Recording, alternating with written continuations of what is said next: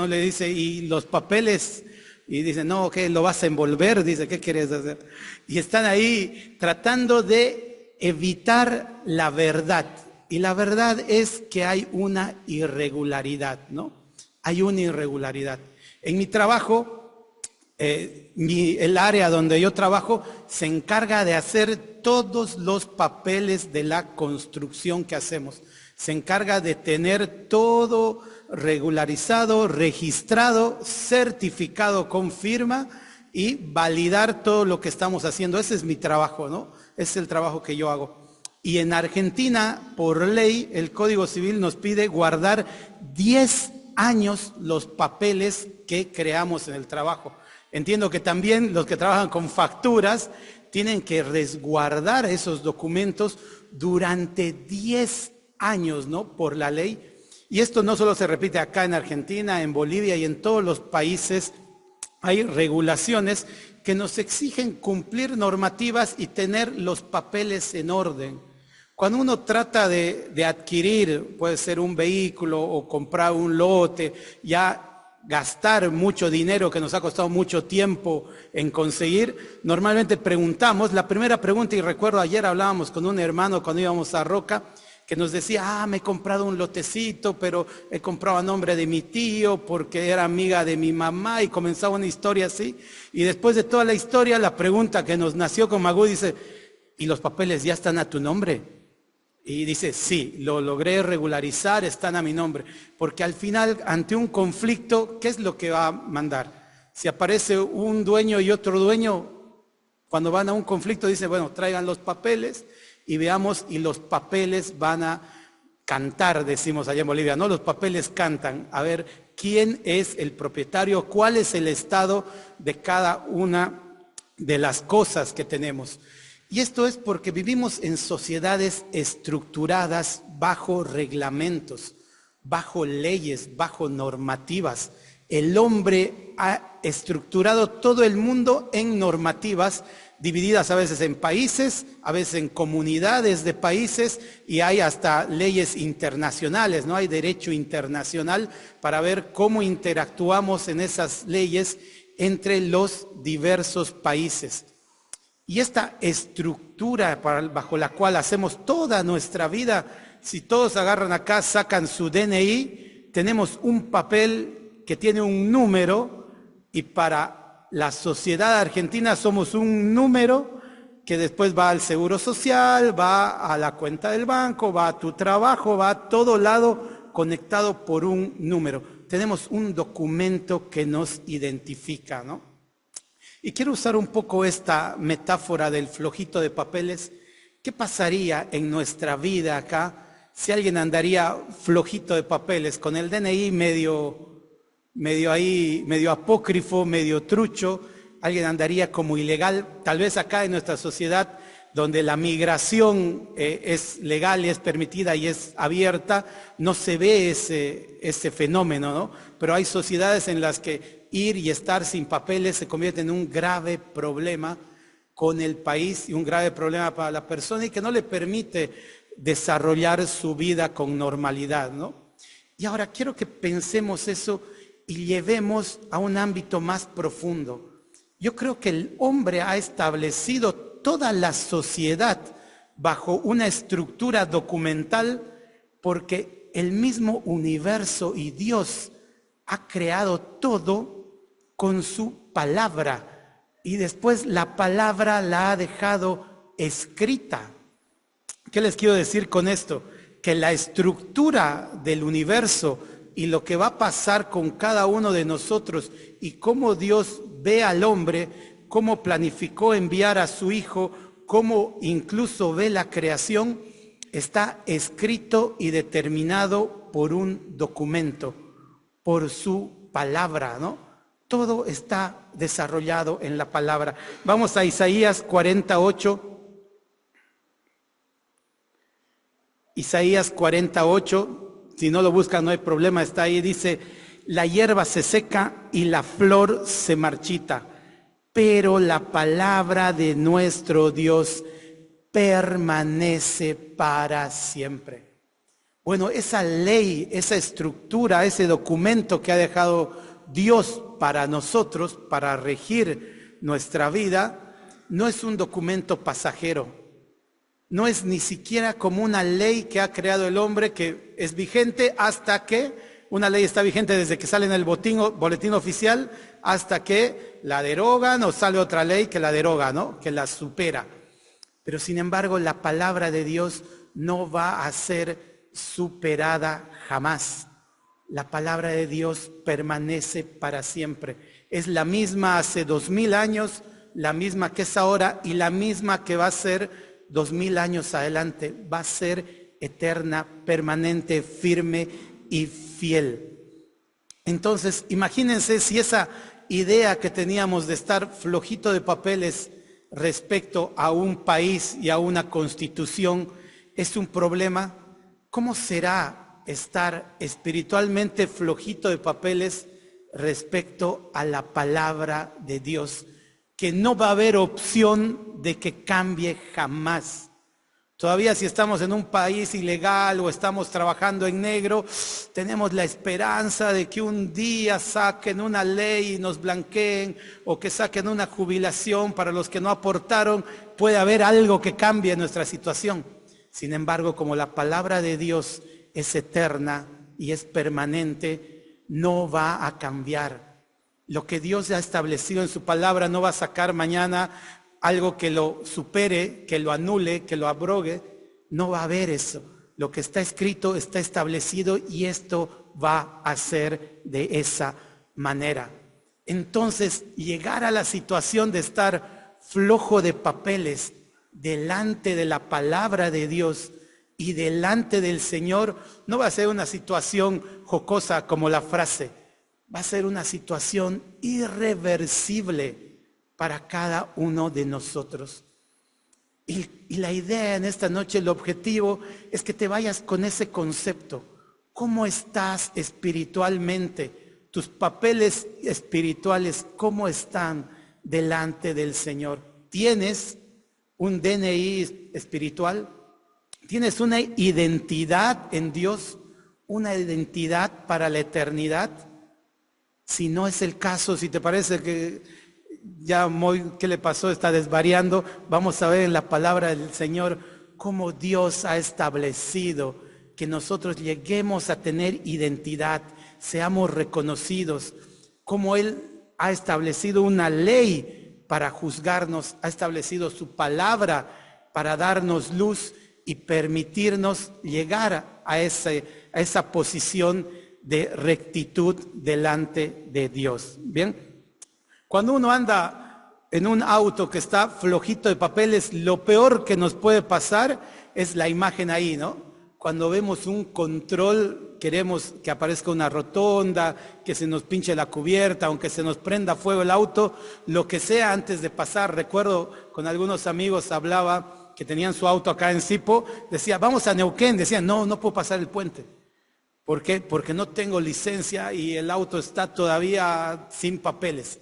Y estaban ahí, el auto les servía para dar vueltas acá alrededor de la cuadra y no les servía para mucho más, ¿no? Bueno, esa situación que tratamos de evitar, incluso teniendo papeles queremos evitar llegar a esa situación de que alguien tenga que controlar el estado de la documentación. Para nuestra vida y para el hombre va a ser inevitable. En este camino que estamos andando, que es la vida, donde nacemos, crecemos, nos casamos, tenemos hijos y vamos avanzando, en algún momento en todo ese camino va a estar el corte y nos vamos a encontrar delante del Señor para que Él controle el estado de nuestra identidad. Un día vamos a llegar delante del Señor y Él te va a preguntar si tienes una identidad delante de Él, si eres hijo de Dios o si no eres hijo de Dios. Y ese documento que Dios establece para cada uno de nosotros va a ser el que va a determinar dónde vas a pasar tu eternidad. Y no va a haber excusas, no va a haber manera de poder evitar que en ese control que nos realice Dios salga la verdad. Va a ser imposible poder negociar de alguna manera o excusarnos de alguna manera para evitar que Dios se enfrente o no se enfrente contra nuestra verdad y nuestra realidad. Para graficar un poco ese momento, vámonos a Apocalipsis 20. Apocalipsis 20 está hablando del juicio del gran trono blanco. Es el gran trono blanco porque es el juicio de Dios. Dios va a estar sentado en ese trono y va a juzgar a todos los hombres. Vamos a Apocalipsis 20, versículos 11 y 12. Y dice: y vi un gran trono blanco y al que estaba sentado en él, de delante del cual huyeron la tierra y el cielo, y ningún lugar se encontró para ellos. Este versículo, que parece hasta poético, nos habla realmente de la grandeza del juez que va a estar sentado delante. Va a ser un juez que todos van a querer evitar. Dice, el cielo y la tierra escaparon de delante de él. Nadie se puede sostener de pie delante de Dios.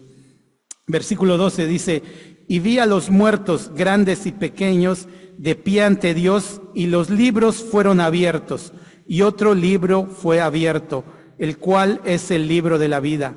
Y fueron juzgados los muertos por las cosas que estaban escritas en los libros, según sus obras. Bueno, esto usando la analogía del control sería que aparte de pedirte los documentos, comienzan a revisar tus multas, ¿no? Comienzan a revisar las multas que tienes en el auto y bueno, comienzan a revisar las multas que tenemos en el alma. En este juicio dice que los hombres van a estar parados delante de Dios, grandes y pequeños, y se van a abrir los libros. Y dice que esos libros, en base a lo que esté escrito en esos libros, va a ser juzgado cada uno de acuerdo a sus obras. En esos libros van a estar escritas todas las obras que cada uno hizo.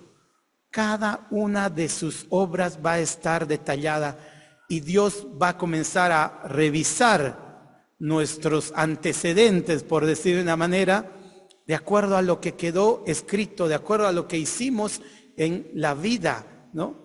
Van a abrirse todos los libros de la historia de los hombres y se va a abrir un libro más, dice, que es el libro de la vida. Ese libro lo vamos a dejar para más adelante, pero vamos a tratar de imaginarnos, más que imaginarnos, es de ver realmente qué puede estar escrito en esos libros, ese registro de tu vida que Dios hace. ¿Qué creen que puede estar escrito si tengo que escribir mi vida, una biografía, pero por medio de los ojos de Dios?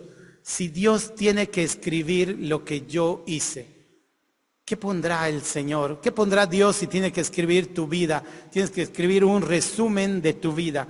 Bueno, los ojos de Dios van a ser por medio de este filtro, de su palabra. Lo que hemos hecho o lo que no hacemos y dejamos de hacer en esta vida, va a ser filtrado por medio de la palabra del Señor. Y vamos a irnos a un pasaje muy conocido que es como el resumen de la palabra, ¿no? Como el inicio de la palabra, donde Dios dio la ley a su pueblo. A Éxodo 20, 1 al 17, vamos a como parafrasear todo.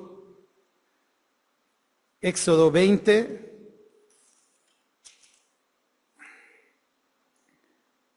Éxodo 20, el capítulo 20 de Éxodo habla de los 10 mandamientos. Cuando Dios escriba en su libro, cuando está escribiendo ahora en su libro las cosas que estamos haciendo ante los ojos de Dios, todos nuestros errores, todas nuestras faltas, todos nuestros pecados van a quedar escritos en ese libro. Y ese juicio no es un juicio donde se va a leer tu biografía para decir, Moisés viajó a la Argentina con su esposa en un auto. No, es un juicio. ¿Qué buscan en un juicio? ¿Qué busca un policía cuando estás ahí? Está buscando una infracción. a ver dónde te puede hacer la multa. Bueno, en ese juicio, en esos libros van a estar escritas todas las infracciones que nuestra alma cometió delante de Dios. Va a ser como un prontuario que va a leer el Señor, ¿no? Con todos los errores, y cada error va a tener un veredicto. En Éxodo 20 nos habla de los 10 mandamientos, decíamos, ¿no? Los primeros 5 mandamientos hablan de nuestra relación con Dios, y los otros 5 hablan con nuestra relación con las personas, con los demás, con el prójimo. Bueno, Éxodo 21 dice, y habló Dios todas estas palabras diciendo, el 2, yo soy Jehová tu Dios que te saqué de la tierra de Egipto, de casa de servidumbre. Y empieza, no tendrás dioses ajenos delante de mí, idolatría. Después dice, no te harás imagen. En el 5, no te inclinarás a ella. En el 7, no tomarás el nombre de Dios en vano. El 8, acuérdate del día de reposo para santificarlo. Todos temas que se relacionan con Dios. Y tal vez parece complejo de entender si estamos en infracción o no con este tipo con estos mandamientos, ¿no? Dice, no te harás imagen, no te inclinarás a ellas. Pero hay una palabra que reduce ahí, que es idolatría, ¿no? La idolatría, en esos 2 mandamientos podemos reducirlo en idolatría. No serás idólatra. Y pensamos, decimos, bueno, no sé, idolatría, nunca he hecho una imagen tal vez, o tal vez sí, tal vez nunca me he inclinado a una imagen, pero ahí sin perder Éxodo, vámonos a Colosenses 3:5, para entender un poco cómo viene la cosa y que no va a ser nada fácil, en realidad va a ser imposible que algún hombre salga victorioso de ese juicio, sea declarado inocente en ese juicio. Colosenses 3:5 dice, haced morir pues lo terrenal en vosotros, fornicación, impureza, pasiones desordenadas, malos deseos y avaricia, que es idolatría. Otra vez dice, fornicación, impureza, pasiones desordenadas, malos deseos y avaricia, que es idolatría. La idolatría ya no es un concepto abstracto que estaba ahí, que no sé si he tenido otros dioses. Cualquiera de estas cosas, cualquier mal pensamiento que ha pasado por tu mente, ya ha puesto en el lugar que corresponde a Dios a un deseo, a una pasión, a la lujuria, y ya eres idólatra. Si tienes avaricia, si el dinero ocupa el primer lugar en tu vida o ha ocupado en algún momento, ya eres idólatra. Ya estás condenado. Y yendo más allá todavía, el Señor Jesucristo pone la vara más arriba. Dice, si has mirado solamente a una mujer para codiciarla, ya has cometido adulterio o fornicación. Todos para atrás, ¿no? Ya empezamos mal con la idolatría, ya estamos mal. Y cuando habla de tomar el nombre de Dios en vano, cuando habla de considerarlo, el Señor Jesús agarra estos 5 y dice los 5 mandamientos y los resume en: amarás al Señor tu Dios con todo tu corazón, con toda tu mente, con todas tus fuerzas y con toda tu alma. Ahí baja estos conceptos que tal vez estaban complicados y lo resume en un concepto que es claramente difícil de cumplir, ¿no? Sino imposible. Amar a Dios por sobre todas las cosas, ¿no? Considerar a Dios en todos tus caminos. ¿Ha habido algún día en el cual no has considerado qué es lo que Dios preferiría que tú hagas? ¿O preferiría que tú reacciones o te comportes en ese momento? En mi vida muchísimos. Más bien más de unos que de los buenos, me parece. Pero es eso. Ahí no he tenido a Dios, no lo he amado a Dios con todo mi corazón, con todas mis fuerzas. Estoy para atrás en idolatría. Hay muchas cosas que han ocupado el lugar de Dios, que Dios debería ocupar en mi vida antes que Dios. A veces mi trabajo, a veces mi familia, a veces mis amigos, a veces el dinero, Muchas veces he hecho a un lado a Dios para poner en el centro de mi atención, de mis emociones, de mi concentración, otras cosas. Eso es idolatría. Ahí los 5 primeros mandamientos para atrás. Y en los otros 5 dice, honra a tu padre y a tu madre. Dice, no matarás, no cometerás adulterio, no hurtarás, no hablarás contra tu prójimo falso testimonio, no codiciarás la casa de tu prójimo, no codiciarás la mujer de tu prójimo, ni su siervo, ni su criada, ni su buey, ni su asno, ni cosa alguna de tu prójimo. ¿Alguna vez han tenido envidia de algo? ¿Les ha pasado tener envidia de algo? A mí me ha pasado, y a veces sin saberlo, ¿no?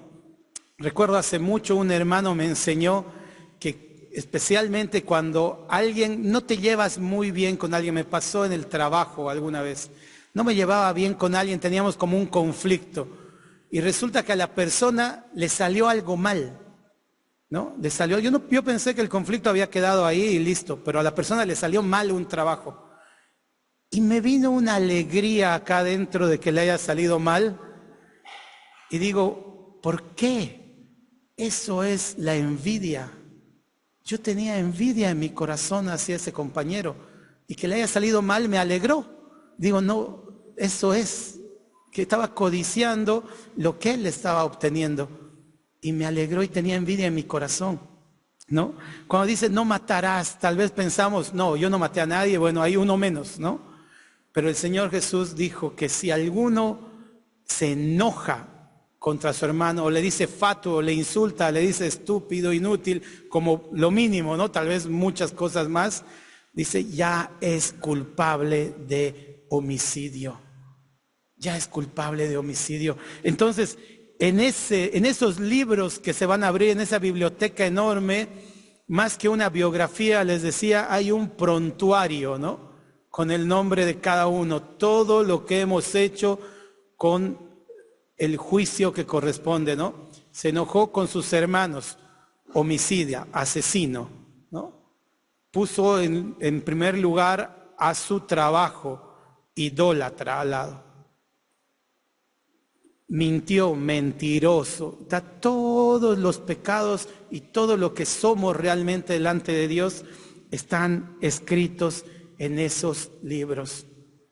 Eso es lo que la palabra del Señor, que habíamos visto, permanece para siempre, no cambia, es lo que dice de nosotros y de nuestro corazón. Entonces, llegar a ese juicio, llegar a ese momento flojito de papeles, sin una defensa, sin algo que nos pueda librar del momento, es para perdición. No va a haber manera de salvarse en ese juicio.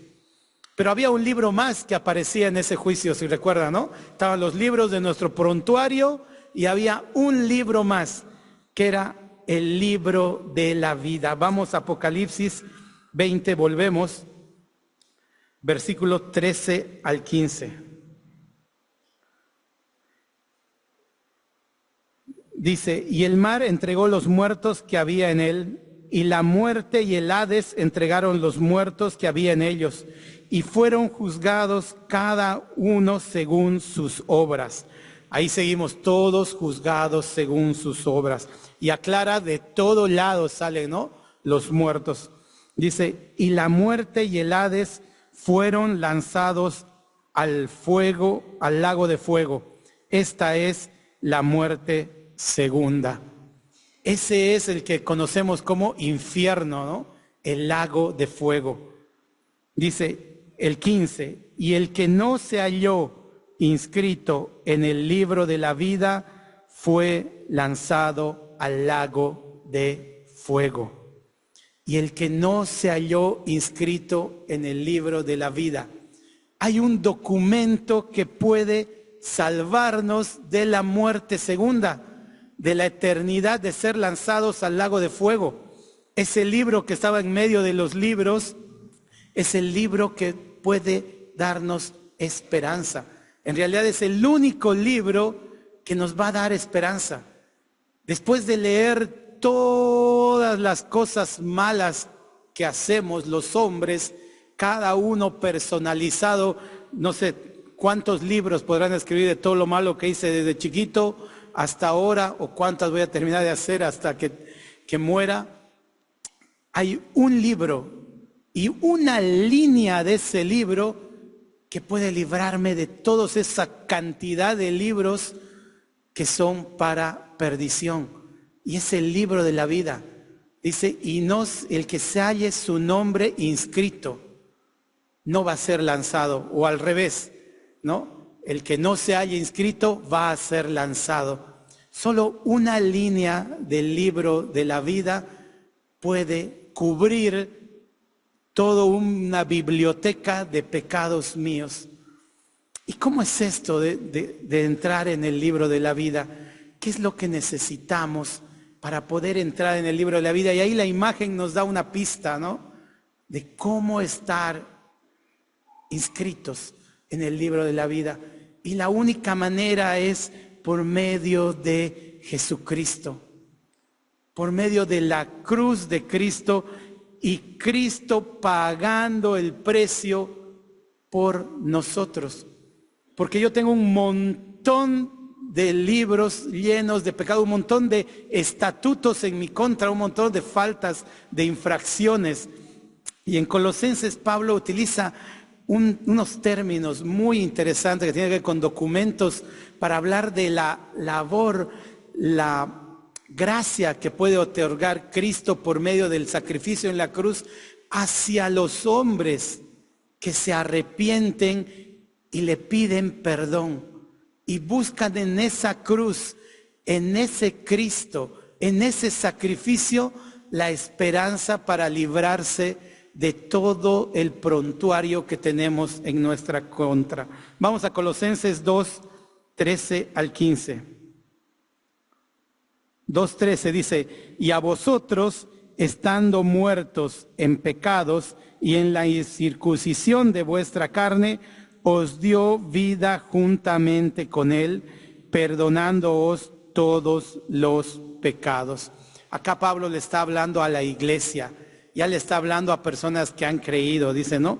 Y a vosotros, dice, estando muertos en los pecados, o sea, estando con toda esta pila de delitos, de infracciones del alma pendientes de pago, ¿no? Estando con todo eso, que la causa de todo eso o el resultado iba a ser la muerte, dice que Cristo os dio vida juntamente con él. ¿Cómo? Perdonándoos todos los pecados.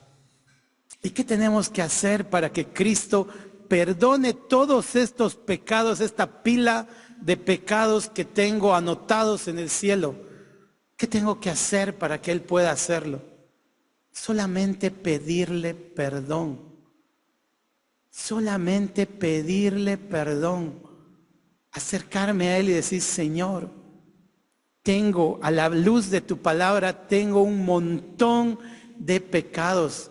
Tengo libros y libros de errores que he cometido en mi vida, pero quiero estar en ese libro de la vida para que todos esos pecados no caigan sobre mí, no tenga el resultado que merezco, que es la muerte. Perdóname esos pecados. Y el Señor perdona los pecados. Él perdona porque Cristo pagó el precio de esos pecados en la cruz. A nosotros nos queda acercarnos a Él y pedirle perdón. Y el versículo 14 dice, anulando el acta de los decretos que había contra nosotros. Había un acta de decretos contra nosotros. Hay un acta de decreto contra tu vida si tú no vas a Cristo. Esa acta, esos libros completos llenos de pecados, la ley, los 10 mandamientos ahí delante y preguntándote si cumpliste cada uno de ellos, hay un acta de decretos en contra tuya. Y Cristo puede anularla. Dice, cuando te perdona de tus pecados, anula esa pila de libros llenos de errores. anulando el acta de decreto que había contra nosotros, que nos era contraria, quitándola de en medio y clavándola en la cruz. Todos esos pecados que yo cometí desde chiquitito hasta ahora y los que voy a seguir cometiendo, a pesar de que hago el intento de no hacerlo, voy a seguir cometiendo pecados. Todos esos pecados, Cristo los agarra y los clavó en la cruz, entregando su vida, pagando el precio que era la muerte de esos pecados, para que a mí me quede un expediente limpio, un expediente sin mancha, para que mis papeles delante del Señor estén en regla. Ya no ande flojito de papeles por la vida ahí sin saber qué voy a hacer cuando llegue a su presencia. El 15 dice, y despojando a los principados y a las potestades, los exhibió públicamente, triunfando sobre ellos en la cruz. Satanás tenía dominio sobre mi vida, porque era el que dominaba la muerte. Decía, este está lleno de pecado, este se va a morir. Y no solo va a morir esta vida, sino va a morir en el infierno. Y Cristo, al tener la victoria en la cruz, al yo acercarme a Él y pedirle perdón, Él agarró todo eso y lo clavó. Agarró todos mis pecados y los clavó, y dice que los exhibió delante de las potestades.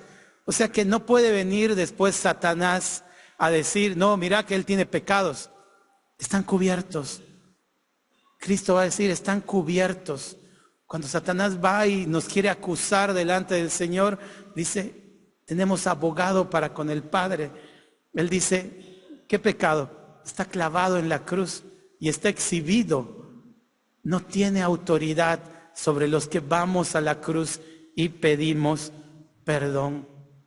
El Señor quiere que tú procedas al arrepentimiento. Esa es la voluntad de Dios. Él no quiere que andemos ahí sin seguridad de lo que nos puede pasar cuando lleguemos a su presencia. Él quiere que estemos seguros, que cuando lleguemos a su presencia podamos leer este pasaje allá y decir, acá dice que me perdonaste, yo te pedí perdón. Acá dice que todos esos estatutos en mi contra fueron clavados en la cruz. Entonces, en ese control que nos va a hacer, vamos a pasar victoriosos. Nuestro nombre va a estar escrito en el libro de la vida. Y los que están escritos en el libro de la vida no van al lago de fuego, no van a la muerte segunda. Dice que nos dio vida juntamente con Él. Dios quiere, no solamente puede, quiere darte vida. Él solo necesita que te acerques a Él pidiéndole perdón por esa montaña de pecados que tenemos acumulados. Bien, y por si fuera poco, Él nos da un acta de nacimiento, ¿no? Nos da un documento para poder circular ya con libertad, nos da seguridad. Ahí en Juan 1, versículo 10 al 13. Juan 1, 10, que dice, en el mundo estaba y el mundo por Él fue hecho, pero el mundo no le conoció. Acá está hablando de Jesús, ¿no? Dice que fue el Verbo, el Creador, y Él vino al mundo, estaba en el mundo, pero el mundo no le conoció. Versículo 11, a lo suyo vino y los suyos no le recibieron.